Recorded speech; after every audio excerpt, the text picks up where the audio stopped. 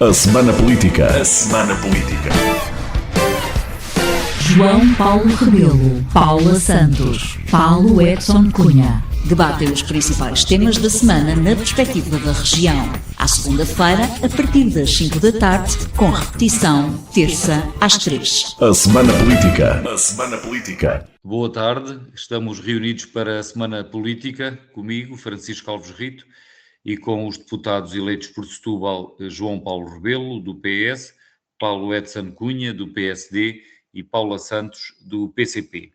Os temas para hoje são a posição de Portugal relativamente às tarifas impostas pelos Estados Unidos, a elaboração das listas para as legislativas e o programa eleitoral do PS, que foi o primeiro dos maiores partidos a apresentar o programa para estas eleições legislativas. Começo por João Paulo Rebelo, boa tarde outra vez. Sobre a posição de Portugal relativamente às tarifas anunciadas por Donald Trump, o Partido Socialista é muito crítico do silêncio do governo português. O secretário-geral Pedro Nuno Santos já teve a oportunidade de dizer que se fosse um primeiro-ministro do PS, Portugal era dos primeiros países a reagir ao que foi anunciado pelo governo norte-americano. O que é certo é que o primeiro-ministro de Portugal, Luís Montenegro, ainda não falou publicamente sobre este tema. João Paulo Rebelo, não é natural que num país que é um Estado-membro da União Europeia exista alguma cautela e um alinhamento com as posições da União Europeia? É assim tão relevante que o Primeiro-Ministro não tome uma posição sobre esta decisão norte-americana? Bom, muito boa tarde, Francisco, boa tarde à Paula Santos, também ao Paulo Edson Cunha e a todos que nos ouvem, naturalmente. Eu queria começar por dizer que mesmo antes desta questão das tarifas impostas pelos Estados Unidos, há, enfim, um padrão de comportamentos no senhor Presidente, do atual Presidente dos Estados Unidos, que estão, eu diria, ou está esse padrão de comportamentos a deixar o mundo inquieto, pelo menos o mundo, digamos, que preza a liberdade, que preza a democracia, que preza o respeito pelo direito internacional, e isso já deveria ter merecido também um reparo do governo português. Eu compreendo a forma como o Francisco coloca a questão, porque há, objetivamente, e também não o nego, a vantagem, justamente estando na União Europeia, de respeitarmos também algum consenso e procurarmos posições conjuntas ao nível da União Europeia, mas a verdade é que há temas que nem sempre, ponto primeiro, conseguem gerar esse mesmo consenso. Ponto segundo, pela sua relevância em certos e determinados países, enfim, não se aguarda o tal consenso. Consigo-me lembrar de vários, e acho que Portugal, pela relação comercial, económica que mantém com os Estados Unidos, deveria, de facto, inclusivamente Portugal, tendo, como nós sabemos, a base das lajes nos Açores, num entendimento já bastante perene com os próprios Estados Unidos, poderíamos ter... Eu defendo sempre uma posição, quer dizer, podemos não ser um país extremamente rico, um país extremamente poderoso no contexto internacional. Acho que pelo menos devemos, portanto, ser um país honrado, permita-se uma expressão, e, no fundo, intransigente na defesa de certos e determinados princípios e valores. A nossa voz, acho que é mais respeitada se for, digamos, intransigente na defesa destes princípios e destes mesmos valores. E, portanto, a atual administração norte-americana tem tomado um conjunto de facto, de posições que já mereciam, eu estranho mesmo, até uma certa conivência do governo português com estes, inclusivamente, desvarios de algum ponto de vista. Deixe-me só, para concluir, dizer que, por exemplo, a Dinamarca não esteve à espera de consenso nenhum europeu para assim que o senhor Presidente dos Estados Unidos começou a falar da intenção relativamente à Groenlândia de, enfim, rebater e de imediatamente manifestar a sua posição. Mas no caso da Que é um Groenlândia, João caso... Paulo, não são só as tarifas, tem Não, é isso que é outra evidente. gravidade, não é? Eu próprio estava a dizer, dir-me-ão, que é uma questão, enfim, de soberania, uma questão bastante mais grave do que esta das tarifas, mas a resposta, do meu ponto de vista, deveria ser dada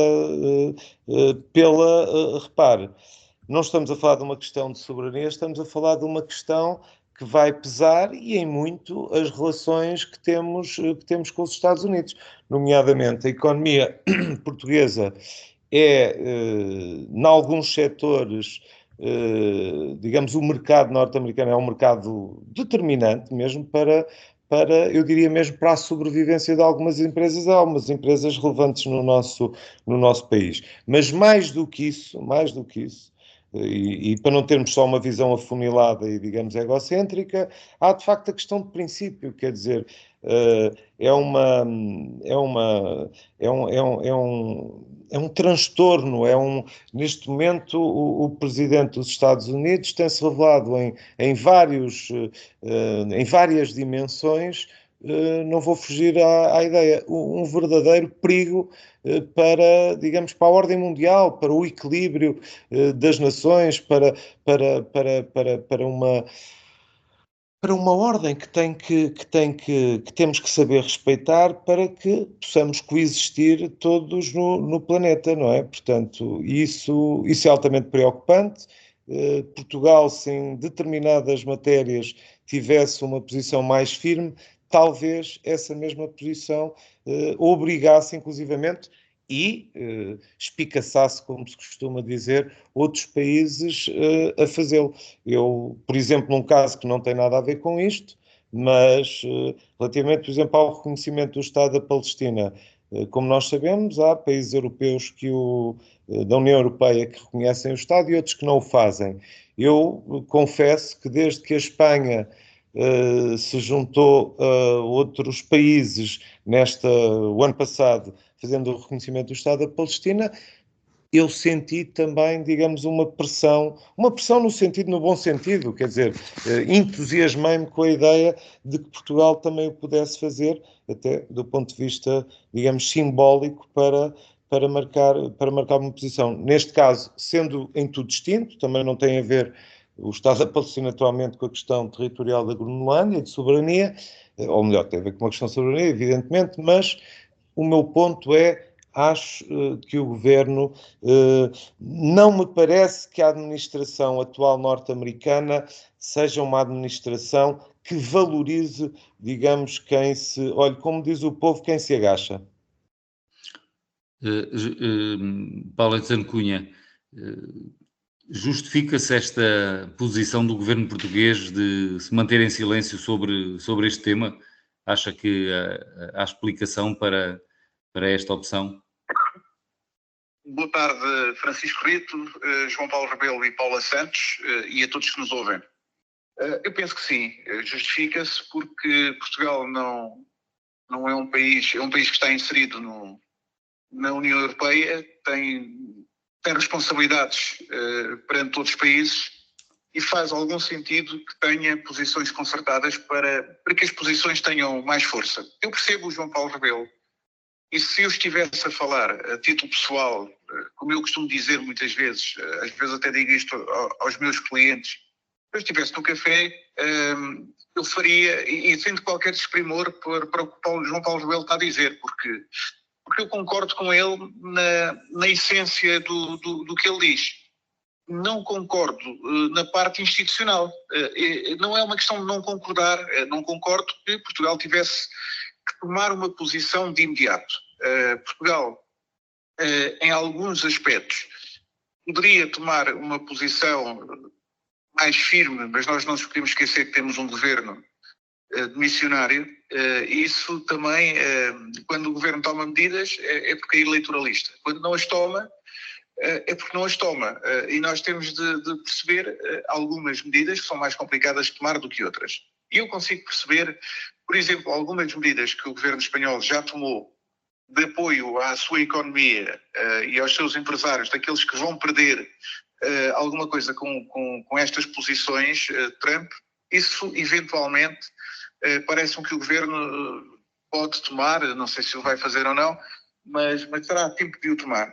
Posições mais musculadas, eu penso que devem ser tomadas em bloco, para terem uma força completamente diferente, e nós não sabemos até que ponto Portugal está dentro dos canais próprios, se calhar até liderar esse movimento ou não.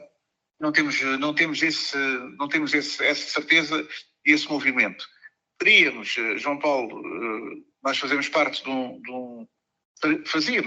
uma comissão em que é a Comissão de Negócios Estrangeiros, porventura aí conseguiríamos chamar o Sr. Ministro ou os Secretários de Estado e eventualmente questionar e tentar perceber. Neste momento, no estado em que as coisas estão, parece-me que é muito mais avisado termos cautela e acreditarmos que termos uma posição concertada com os outros países, mas também os partidos do eixo da governação, o PSD e o PS, pelo menos, terem uma posição também eles concertados entre si, de forma a favorecer os interesses dos portugueses. Agora, eu vejo isto com muita preocupação, mas não tem nada a ver com o governo, não tem nada a ver com Portugal em concreto, com um partido político, tem muito mais a ver com a loucura que iraça na cabeça de um líder que mudou a ordem económica mundial e a ordem política mundial, desde o pós-guerra, depois veio a Guerra Fria, depois veio o pós-Guerra Fria, e a verdade é que havia uma ordem política mundial, uma ordem económica mundial, que era liderada pelos Estados Unidos, que era alavancada pelos Estados Unidos, muito mais do que liderada, era alavancada por eles, e de repente eles viraram o mundo do avesso, e estamos todos um bocadinho desnorteados e sem saber o que fazer, porque de repente nós temos de ir contra o nosso inimigo. A grande verdade, aliás, o nosso inimigo era o nosso amigo há 2 dias, e estamos numa situação em que nem sabemos se continua nosso amigo ou não. Portanto, a ordem mundial está virada do avesso, e isso é que neste momento é verdadeiramente preocupante.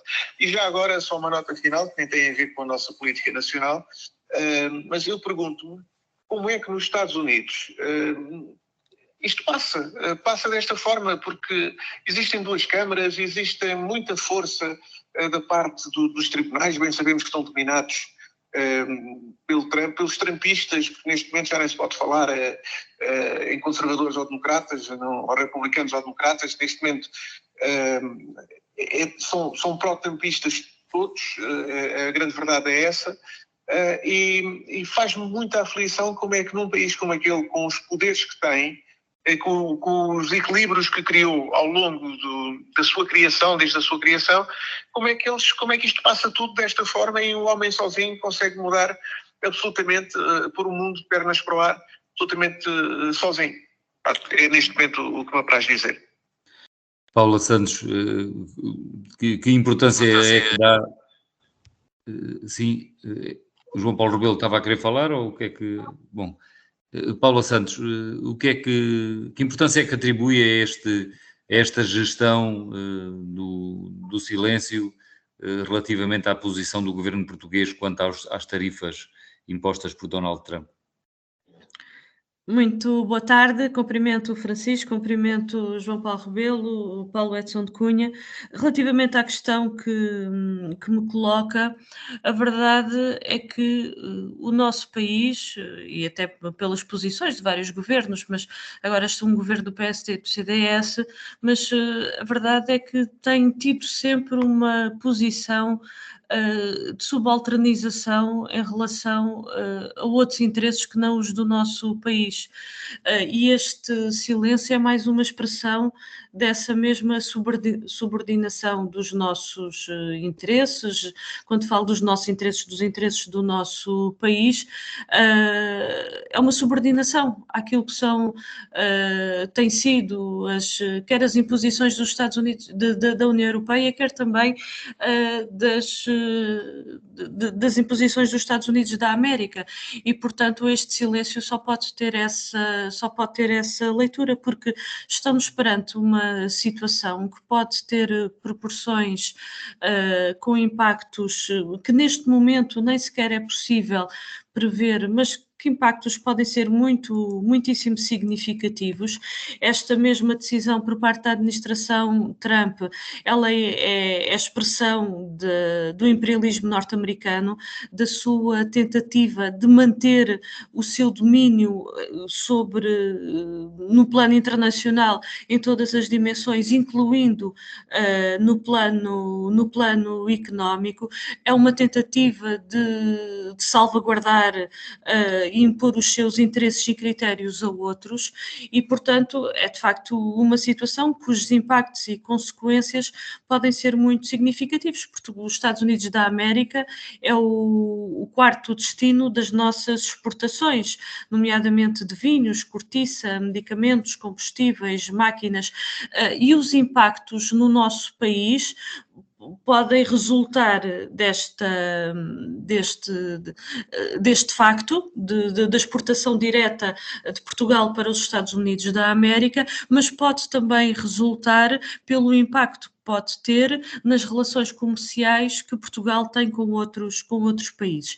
Isso naturalmente impõe uma posição, por um lado, que ponha fim a esta subordinação e esta submissão aos interesses dos Estados Unidos da América, e Portugal deve intervir na União Europeia exatamente nesse sentido, e que a posição, já agora permita-me, que a posição também por parte da União Europeia seja uma posição que responda solidariamente aos problemas dos vários países que integram a União Europeia e não conduzida-se pelos interesses das grandes potências, como a Alemanha e a França, mas esta situação que estamos a viver neste momento, ela coloca em cima da mesa um aspecto que há muito que o PCP tem vindo a colocar, que é a necessidade da diversificação das nossas relações económicas num quadro de cooperação e relações que sejam mutuamente vantajosas, a necessidade de uma aposta efetiva na nossa produção, de aumentar a produção no nosso país, e isso permite reduzir a nossa dependência relativamente a outros. Aliás, já houve outros momentos no nosso país em que ficou muito evidente a importância de avançar nesse sentido, não tem sido essas as opções dos vários governos. A necessidade também da valorização do mercado interno, e que naturalmente isso impõe a melhoria dos salários, o aumento do poder de compra, o apoio às micro, pequenas e médias empresas, e a necessidade também de ter aqui uma intervenção sobre os setores produtivos afetados relativamente a esta situação. E, portanto, mas eu queria aqui, para terminar, só reiterar este aspecto. Não podemos continuar a ter uma posição e uma postura, como tem sido até aqui, de facto, de submissão. Isso já demonstrou que não resolve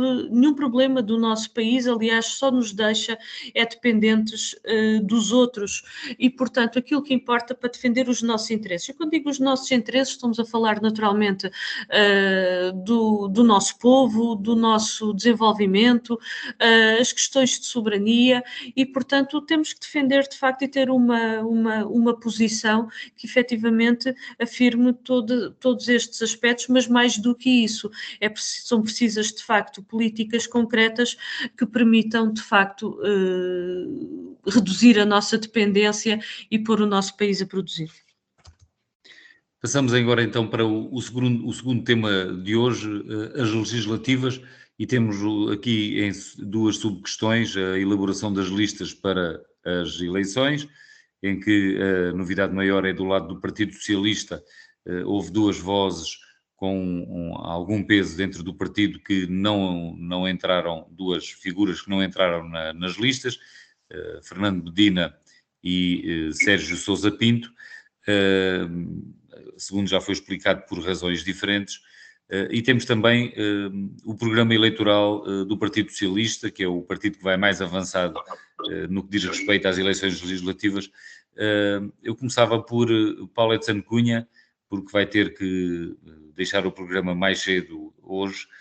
Paulo Edson Cunha, do programa eleitoral do Partido Socialista, que apresenta como medidas a criação de um pé de meia de 500 euros para cada criança nascida em certificados de aforro, e que tem também algumas medidas, por exemplo, do lado da habitação, que têm sido destacadas.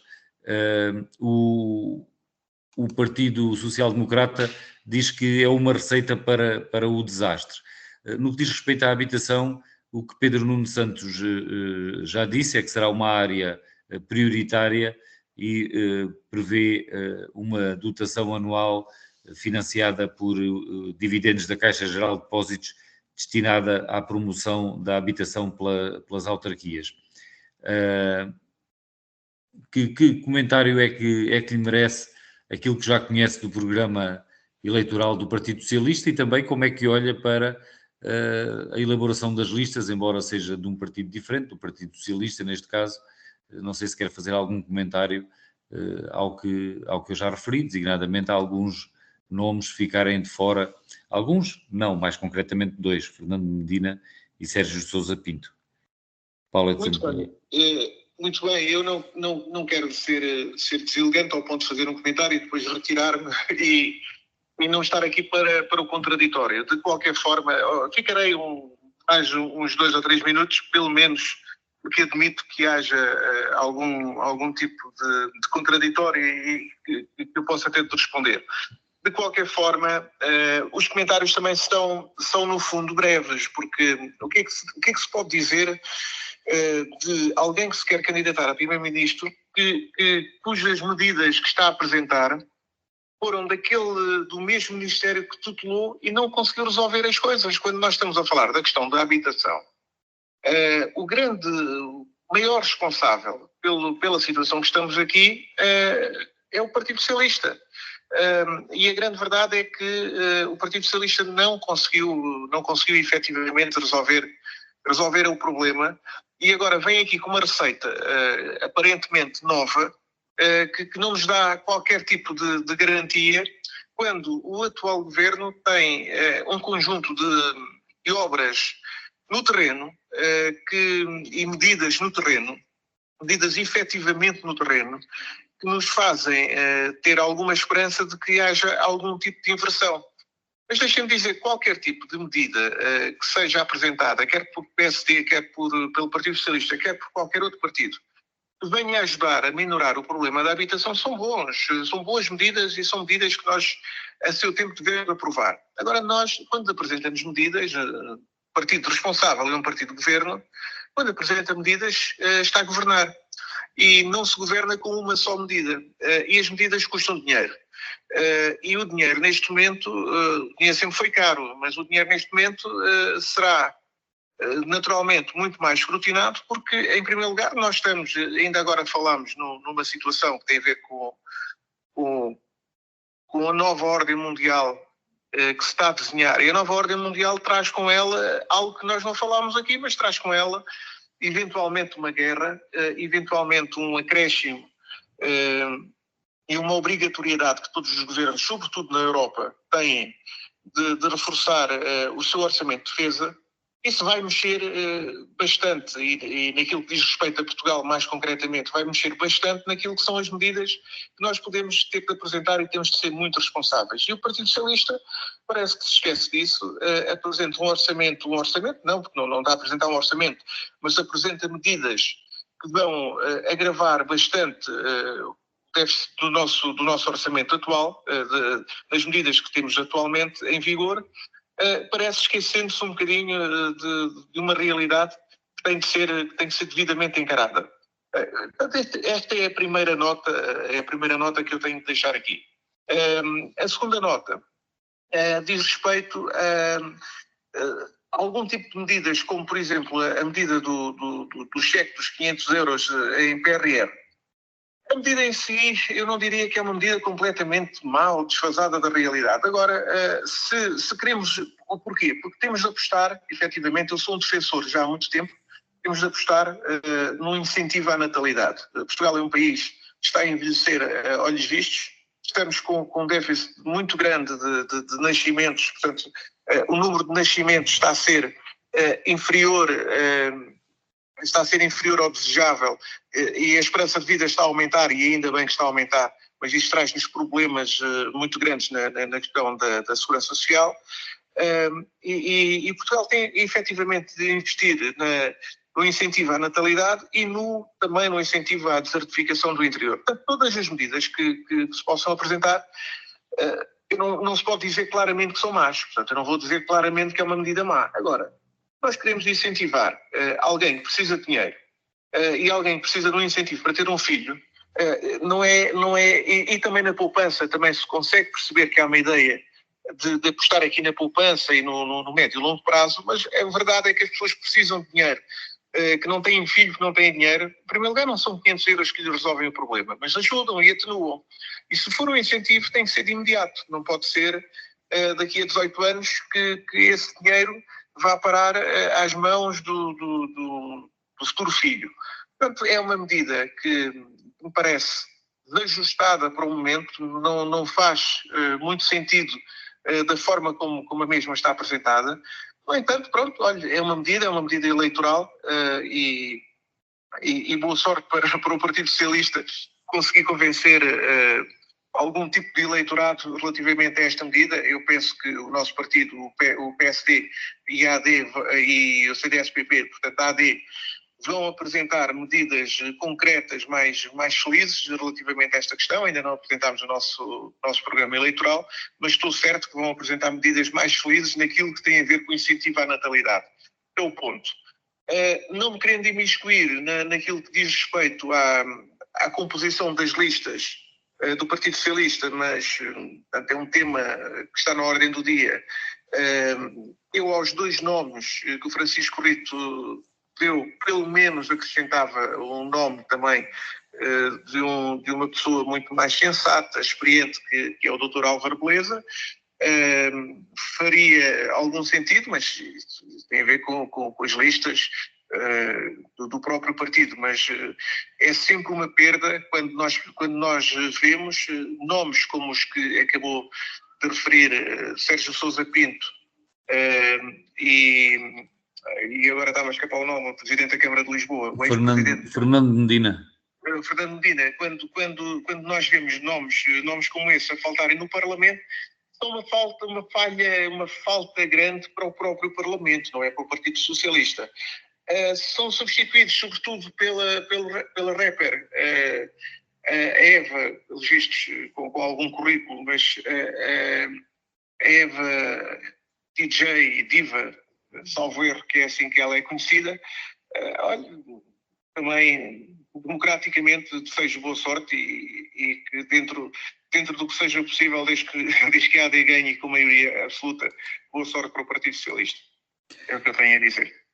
O Paulo Edson Cunha vai manter-se então mais uns minutos connosco e eu passava para o João Paulo Rebelo. João Paulo, começando pelas listas, mas sem prejuízo de depois também falar sobre as medidas conhecidas no projeto do programa eleitoral do PS. Estes dois nomes não concorrerem como deputados, não integrarem as listas, estes dois nomes que referimos e até o terceiro referido por Paulo Edson Cunha, não põem em causa a unidade e o entusiasmo que o líder do PS diz existirem na elaboração destas listas?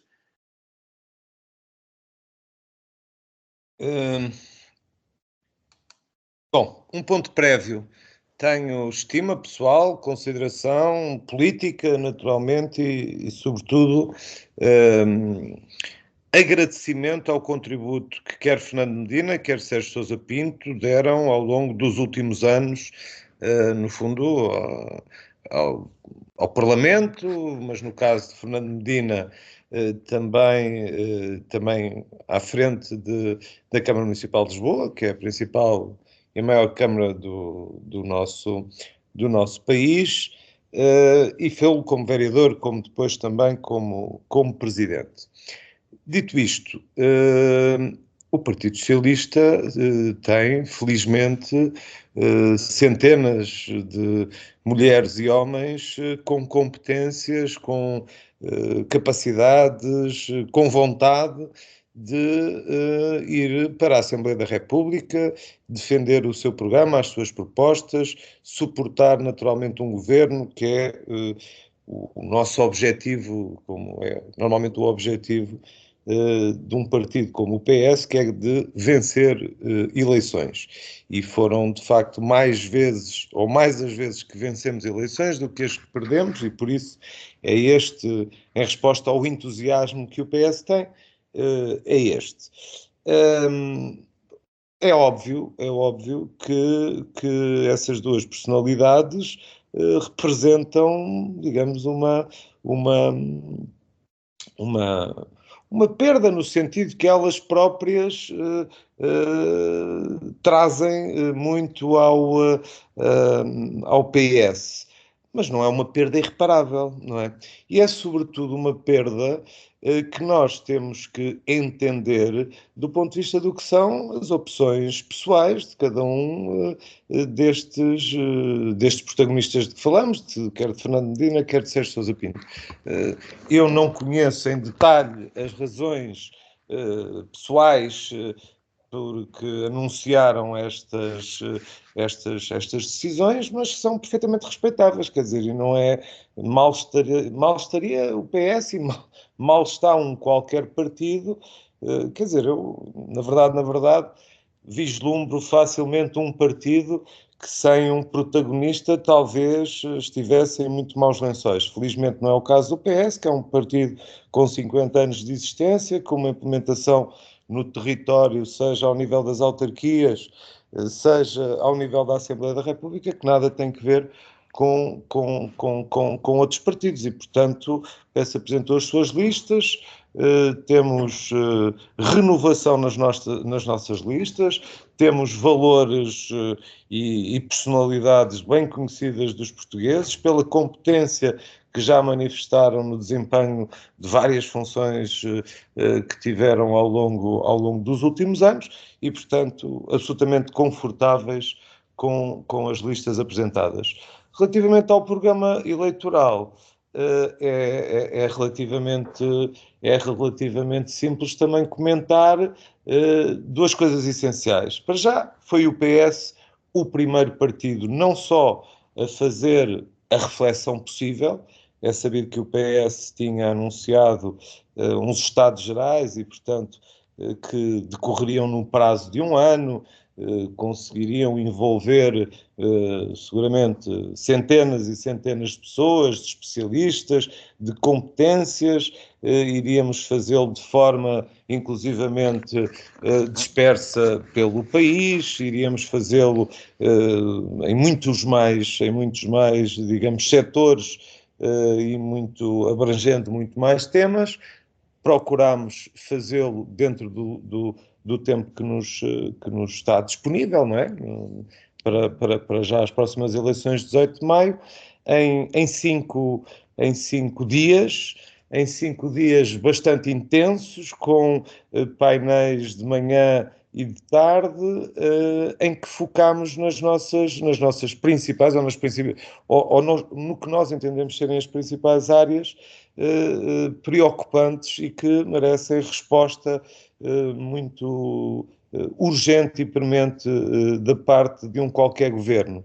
É sabido que o fizemos nas áreas da habitação, na área da saúde, na área da justiça, na área também do desenvolvimento económico. O secretário-geral do Partido Socialista já o disse por diversas vezes, é muito, mas mesmo muito sensível ao que é um planeamento estratégico, inclusivamente para a aplicação dos fundos que recebemos da União Europeia. Defendemos uma lógica de criação, no fundo, de valor em certos setores que possam eles próprios depois alavancar a economia como um todo, e eu tenho particular orgulho, inclusivamente nas medidas que o Partido Socialista apresentou, nomeadamente em matéria de impostos. Acho que o IVA zero para um cabaz de bens alimentares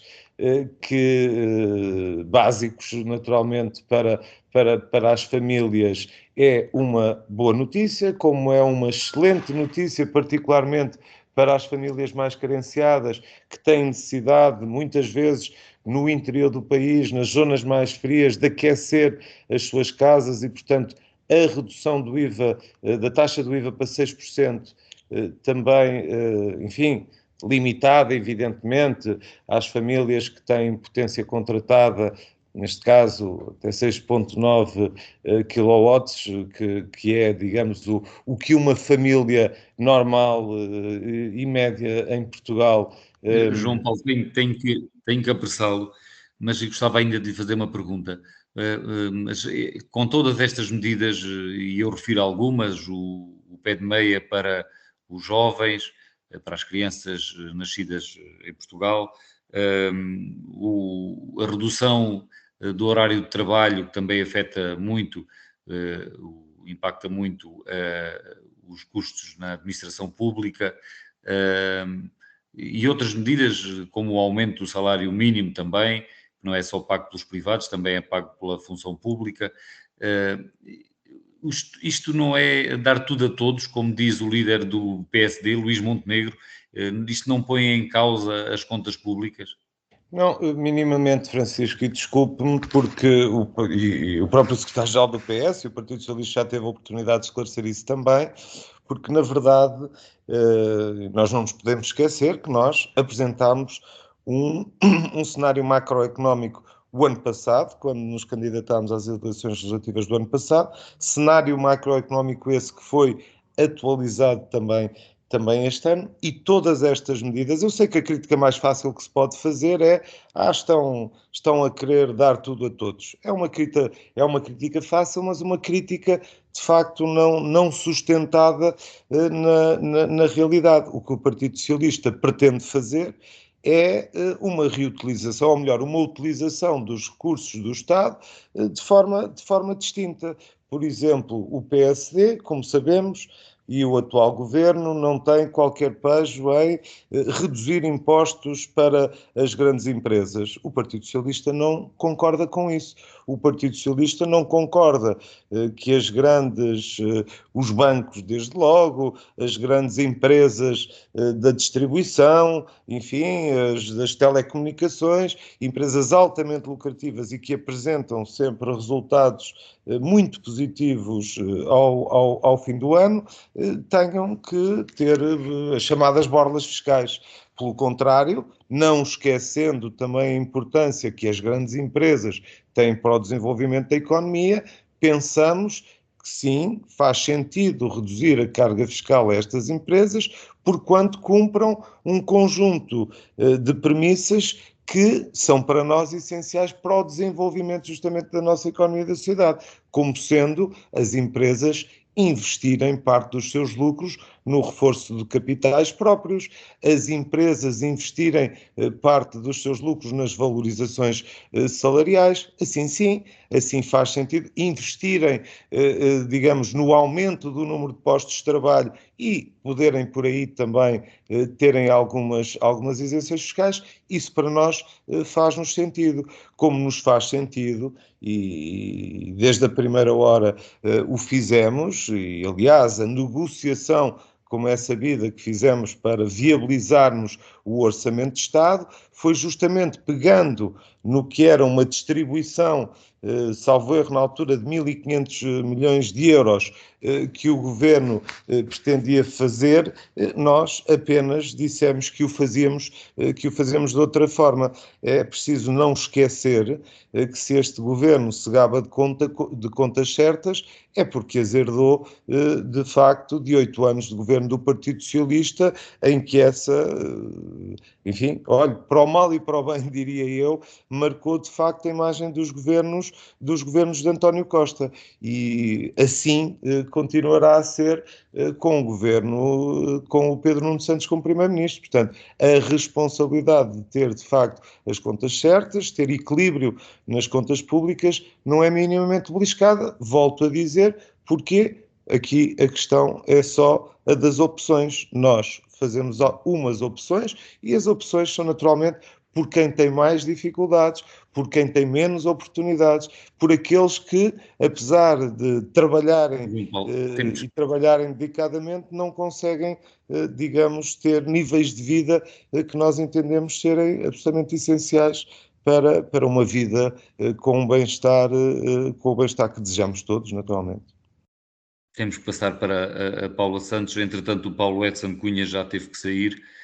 Paula Santos, imagino que não queira tanto comentar os candidatos que acabaram, os candidatos, alguns deles não chegaram a ser candidatos formalmente, nenhum deles chegou a ser candidatos, mas eram protocandidatos, Fernando Medina e Sérgio Sousa Pinto, que não integraram as listas do Partido Socialista. Imagino que este não seja um tema da sua preferência, mas pelo menos sobre o programa eleitoral do Partido Socialista, parece-lhe que é um programa equilibrado e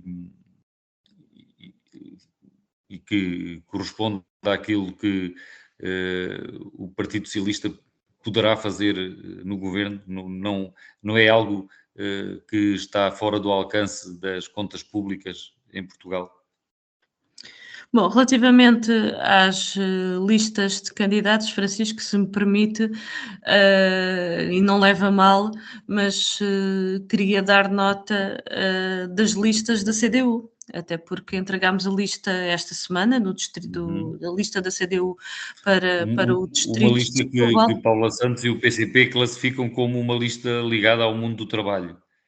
Ligado ao mundo do trabalho, e eu queria muito valorizar na lista que entregamos a participação de mulheres. Em 24 candidatos, 13 são mulheres, e isto demonstra também não só o reconhecimento, a valorização por parte da intervenção das mulheres, a importância que dá e a importância que é a participação das mulheres na vida política. Queria também fazer essa valorização, para além de termos na lista da CDU gente com muita experiência ligada ao mundo do trabalho, à área da educação, da ciência, da investigação, ligada também à juventude, e portanto é uma lista com gente que tem provas dadas e com gente, de facto, assume o seu compromisso pela defesa dos interesses da população e também aqui do desenvolvimento da nossa região. Relativamente à segunda questão que colocou e àquilo que é conhecido relativamente ao programa eleitoral apresentado pelo Partido Socialista, teremos naturalmente a oportunidade de aprofundar a discussão e também de trazer aqui aquelas que são as nossas propostas para responder aos problemas os problemas mais prementes, mas também as propostas para o desenvolvimento do nosso país. Mas há 2 ou 3 questões que eu gostaria de colocar, que é, por um lado, a não resposta àquelas que são as necessidades mais prementes, e por outro lado, há um conjunto de matérias que agora até estão a ser colocadas pelo Partido Socialista, mas que o próprio Partido Socialista teve a oportunidade de votar a favor, mas fez a opção por não acompanhar propostas dessa natureza. Eu vou dar aqui alguns exemplos, um muito concreto relativamente à redução do preço da botija do gás. Nós levámos essa proposta à Assembleia da República e ainda na discussão do Orçamento de Estado para 2024, e o Partido Socialista não acompanhou essa proposta por parte apresentada pelo PCP, e portanto a leitura que se pode tirar daqui é também uma certa hipocrisia relativamente a esta questão, porque este é um problema premente que estava identificado, que de facto exige resposta, mas que nunca houve vontade política por parte do Partido Socialista para resolver esse problema, mesmo quando esteve no governo. Aliás, algumas das propostas que têm vindo a público, houve oportunidade até por propostas que o PCP apresentou e que o Partido Socialista não acompanhou. A redução do horário de trabalho. Nós colocámos a necessidade da redução do horário de trabalho no setor público e no setor privado para as 35 horas. Mas não posso também deixar de fazer referência de que aquilo que está colocado relativamente aos salários fica muito longe daquilo que é necessário. Nós deveríamos estar em 2025, aliás, foi a proposta que levámos, num salário de 1.000 euros, e um salário mínimo nacional de 1.000 euros, mas nós consideramos que é necessário ir mais longe e aumentar, de facto, significativamente os salários, mas aquilo que, aliás, como foi a prática do Partido Socialista, e também do PSD e do CDS, foi de conter o aumento dos salários. Foi essa que foi a prática e as opções que foram adotadas e, portanto, aquilo que é colocado fica muito longe daquilo que é necessário. Eu gostaria de referir mais três áreas em concreto. Uma que é a questão da natalidade e a questão do apoio. Sim, a questão da natalidade, dizer desta forma, aquilo que as famílias precisam é que sejam removidos os obstáculos que impedem as famílias de tomar a decisão de quando ter os filhos e do número de filhos a ter.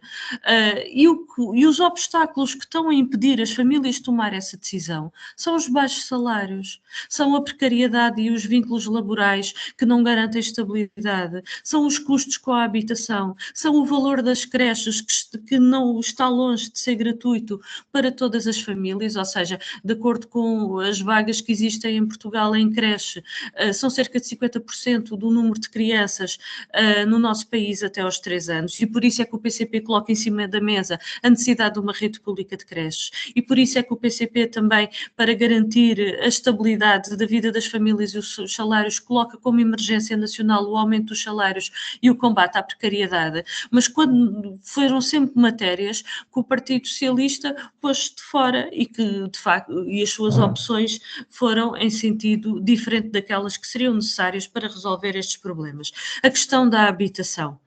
São precisas medidas concretas para combater a especulação. Mas não foram essas as opções para combater a especulação, naturalmente, para reduzir os preços da habitação no nosso país, mas também não foram essas opções, nem do Partido Socialista, nem do PSD e do CDS, e eu queria aqui recordar que foi o Partido Socialista e o PSD e o CDS que convergiram para fazer alterações à lei dos solos que, no essencial, mantém uma perspectiva e todo o caminho aberto e escancarado para a especulação, e que em nada contribui, muito pelo contrário, aquilo que nem contribui para a resolução do problema da habitação, e o que contribui sim é para continuar estes preços altamente especulativos. É preciso uma intervenção firme no arrendamento, garantir estabilidade aos inquilinos, reduzir o valor das rendas, remover os mecanismos que facilitam o despejo, mas também aí, por parte do Partido Socialista, não há qualquer tipo de resposta.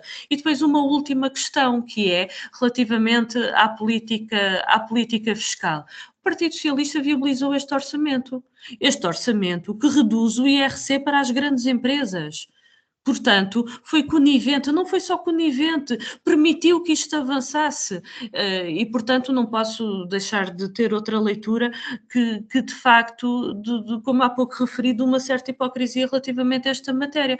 E para terminar, Francisco, só dizer o seguinte, que aquilo que é necessário é uma política que efetivamente valorize os trabalhadores e os reformados, e quando digo isto no sentido dos seus salários, das pensões, dos seus direitos, de uma forma efetiva, que permita de facto valorizar o seu poder de compra, porque isso contribui muito para a dinamização da nossa atividade económica, que garanta os direitos que estão consagrados na nossa Constituição, a saúde, a educação, a habitação. E há recursos, sim, porque, por exemplo, quer o anterior governo do Partido Socialista, quer este governo do PSD e do CDS, em benefícios fiscais, olha, que o Partido Socialista foram em 2024, no orçamento aprovado em 2024, que ainda foi um orçamento do Partido Socialista, o Estado abdicou de 1.600 milhões de euros, agora para 2025 são 1.800 milhões de euros. O regime de residentes não habituais, a estimativa de abdicação de receita são de 1.600 milhões de euros. Então esta receita não é necessária para dar resposta a estes problemas prementes, que Claro que é, mas a opção não foi dar resposta a estes problemas prementes, foi sim favorecer os interesses destes grupos económicos, destas grandes empresas que têm tido lucros que são de facto colossais. Podemos olhar para a banca, para a Galp, para a EDP, para a grande distribuição e tudo isso que são lucros obtidos à custa dos salários e das pensões dos trabalhadores e dos reformados. São estas desigualdades e estas injustiças que é preciso combater, mas isso não vemos nem no PSD nem no CDS, aliás, contou sempre com o apoio da Iniciativa Liberal e do Chega, portanto não é nos partidos de direita, mas também não vemos isso nas propostas do Partido Socialista. João Paulo Rebelo, quer responder a algumas destas coisas que Paula Santos aqui disse? Pedia-lhe era que não fosse muito demorado para depois a Paula Santos também poder ainda ter alguma réplica antes de terminarmos. Sim, vou tentar ser muito, muito breve, vou dizer enfim, com todo o respeito e muita estima que tenho pela deputada Paula Santos, compreenderá, e toda a gente acho que compreende bem, quer dizer, nós na política temos que estabelecer compromissos. O Partido Socialista viabilizou o Orçamento de Estado de 2025, como é sabido, porque entendeu que o país em nada beneficiaria com uma crise política, com instabilidade política. Aliás, fizemos também votando contra uma moção justamente apresentada pelo PCP, outra moção de censura que o Chega também apresentou, e se não votámos a proposta do Partido Comunista, por exemplo, na questão da redução do preço das botijas de gás, não foi porque não concordássemos com ela, foi porque tínhamos estabelecido um compromisso que era viabilizar propostas de alteração ao Orçamento de Estado que tivessem um determinado teto. Firmámos-lo sempre, que não íamos pôr em causa o equilíbrio das contas públicas e, portanto, naturalmente não podíamos aprovar todas as que foram as medidas propostas pelos mais diversos partidos. Aprovámos aquelas que considerávamos que eram prioritárias nessa altura e que eram prioridade para o Partido Socialista. Evidentemente que isso não nos pode coibir, nem nos pode impedir de apresentar propostas depois, agora, num cenário completamente distinto, em que estamos a falar para os portugueses e estamos, evidentemente, a querer formar um governo. Por fim, eu voltava um bocadinho atrás à questão das listas, porque, enfim, já não temos o Paulo Edson Cunha connosco, mas eu acho uma certa graça nós falarmos tanto das ausências de alguns militantes ou de alguns membros do Partido Socialista das listas legislativas e falarmos, por exemplo, tão pouco no que têm sido alguns comentários também tornados públicos, algumas entrevistas de destacados, igualmente destacados, dirigentes do PSD. E refiro-me, por exemplo, à entrevista que o ex-ministro Miguel Paiás Maduro deu esta semana ao Público e à Rádio Renascença, a intervenções, por exemplo, de um ex-ministro também, Ângelo Correia, ou mesmo de Fernando Negrão, que também já foi eleito pelo distrito de Setúbal e que, em relação, nomeadamente, à atuação do seu primeiro-ministro, tem sido bastante crítico. Já agora, quer Sérgio Sousa Pinto, quer Fernando Medina, disseram que, apesar da indisponibilidade de ingressarem as listas do PS agora para o Parlamento, vão estar a defender o Partido Socialista e apelar ao voto do Partido Socialista e absolutamente solidários. Obrigado por É ter concluído. Sim. Paula Santos, quer acrescentar alguma coisa de forma telegráfica ou ficamos por aqui? Telegráfica, é mesmo telegráfica. A nossa proposta não aumentava, não significava, da botija do gás, não significava custos para o Orçamento de Estado e significava, assim, era uma intervenção nos mecanismos de regulação no que diz respeito às margens de lucro, com o objetivo, naturalmente, de reduzir o preço. E, portanto, é uma questão de opção política,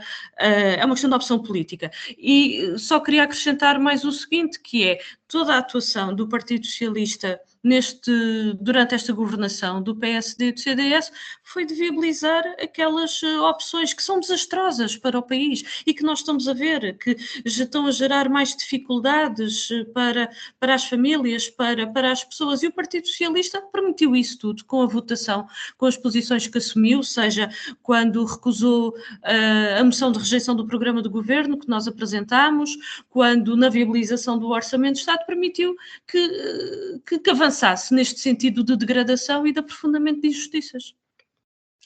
Terminamos então, obrigado ao João Paulo Rebelo e à Paula Santos, também ao Paulo Edson de Cunha, que saiu mais cedo. Uma boa semana para os três e também para os ouvintes. Voltamos a encontrar-nos de hoje a 8 dias. A Semana Política. A Semana Política. João Paulo Rebelo, Paula Santos, Paulo Edson Cunha. Debatem os principais temas da semana na perspectiva da região. À segunda-feira, a partir das 5 da tarde, com repetição, terça às 3. A Semana Política. A Semana Política.